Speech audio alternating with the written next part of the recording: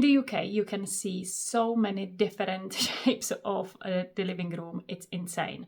And believe me, some of them are so odd and impossible to design and furnish them.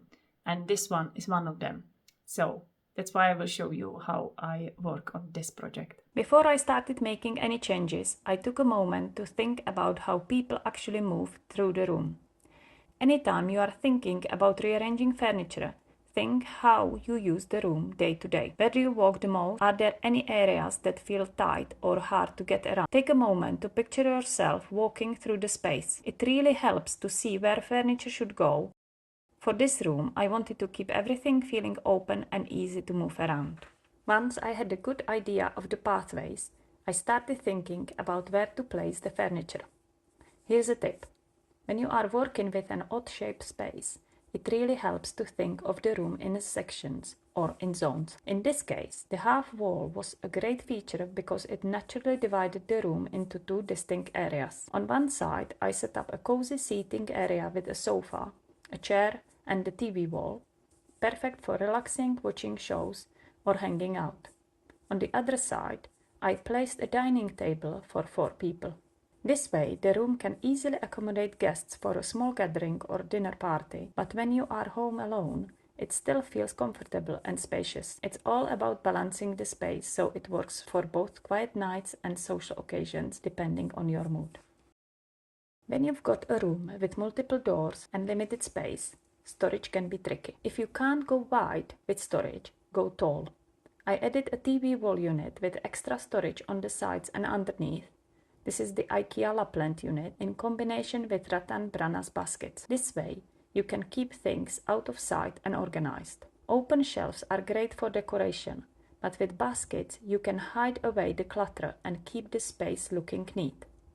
I also used a stylish rattan basket to store throws and blankets near the sofa. Another clever storage solution is the side table near the armchair. This one's an IKEA Hems bedside table. Don't worry, even though it's technically a bedside table, it works perfectly in the living room too. I love the little drawer where you can hide things like pencils, your favorite Sudoku, or anything you want to keep out of sight. Lighting is one of those things that can completely transform the vibe of a room. With a space that has lots of doors, lighting becomes even more important to keep everything feeling bright and welcoming. Here is a tip. Layer your lighting. In this room, there are already 2 ceiling lamps, so I added a floor lamp near the sofa and a side lamp by the armchair to create a cozy atmosphere. I also swapped one of the ceiling lamps for a pendant light above the dining table to help zone the eating area. This isn't just about adding more light, it's about giving the dining space its own feel. And don't worry, if you are renting, you can still make these changes. Just check with your landlord and hire a professional to ensure everything is safely installed. It's an easy way to personalize the space without making any permanent changes. Adding those final touches. A great tip to make any room feel more complete is to add an area rack.